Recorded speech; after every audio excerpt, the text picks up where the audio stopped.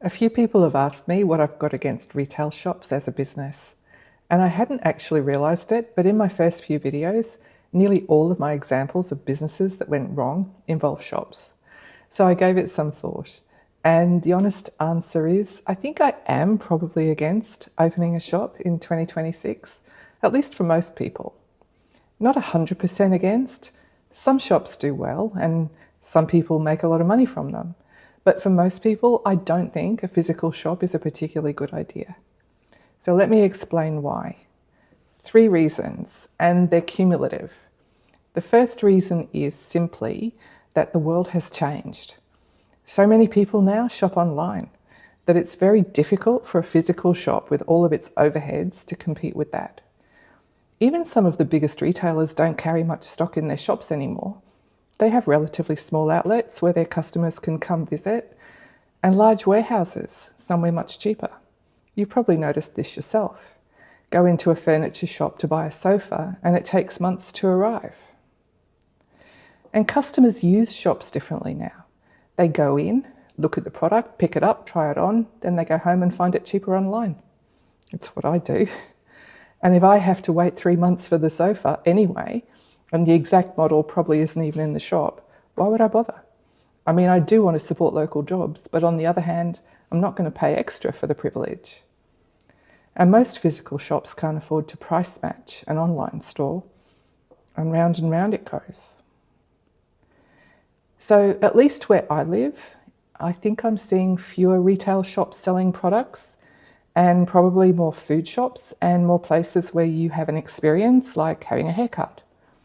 But do be careful with food shops. I was reading just last night that in Australia, more than 1 in 8, around 12%, of cafes, restaurants and takeaways closed in just the last year. And out of what's left, 1 in 10% are more than 2 months behind in their payments.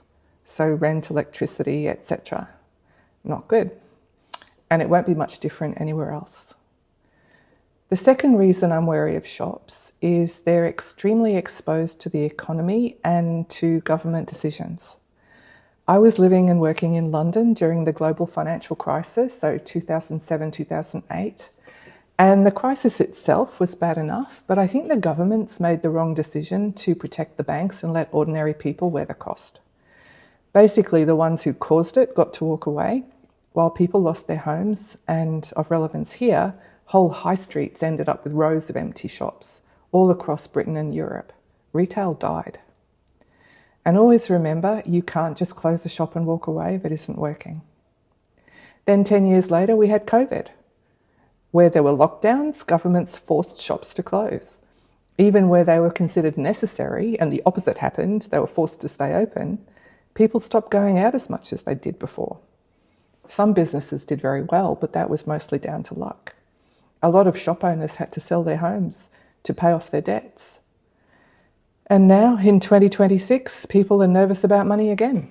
Certainly Britain, Europe, Australia, we all have high-taxing governments at the moment and shocking productivity.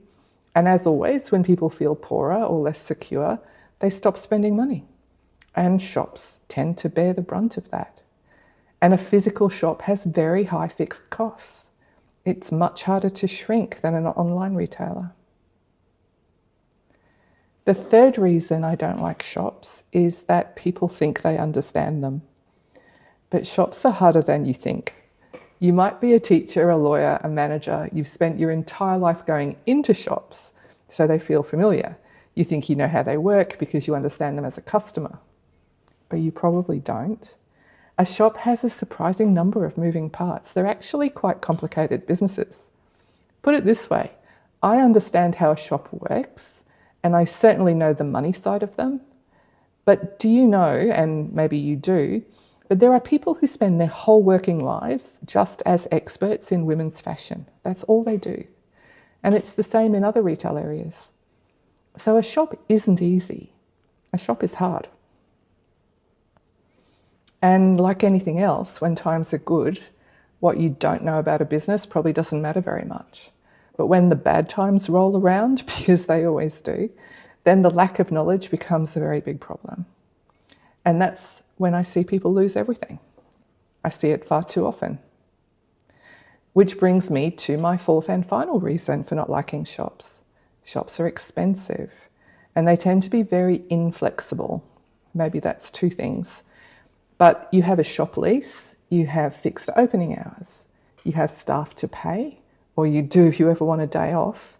You have to buy inventory to fill the shop, and if you don't sell it fast enough, you have to buy more to replace it. You have insurance to pay and electricity bills and all kinds of other expenses. So if you want to start a small business, shops are probably one of the most expensive things you could do. But let me talk a bit more about the lease, because that's often what breaks people. They think of it as a weekly or monthly expense. They'll say something like, oh, the rent is only $1,000 a week. And I say, no, the rent is $150,000. Because in most countries, once you sign a commercial lease, you can't just change your mind and walk away from it. Now, in a less desirable location, a landlord might agree to some kind of early exit arrangement. Maybe they'll ask for a cash deposit that you agree to hand over if the business stops paying the rent. But in a desirable location, the landlord is very unlikely to give you an easy escape clause. So even if you do have to close the business, you may have to keep paying the rent until the end of the lease or until the landlord finds another tenant.